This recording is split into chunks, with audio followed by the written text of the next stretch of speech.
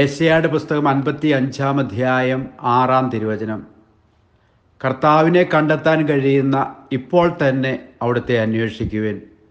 അവിടുന്ന് അരികെ ഉള്ളപ്പോൾ അവിടുത്തെ വിളിക്കുവിൻ. കാരുണ്യവാനായ കർത്താവെ, ശരിയായ ദൈവാനുഭവത്തിൽ ജീവിക്കുവാൻ തക്കവണ്ണം അങ്ങയെ അന്വേഷിക്കുവാനും കണ്ടെത്തുവാനും ഞങ്ങൾക്ക് കൃപ നൽകണമേ. ആമേൻ. ദൈവം നിങ്ങളെ സമൃദ്ധമായി അനുഗ്രഹിക്കട്ടെ.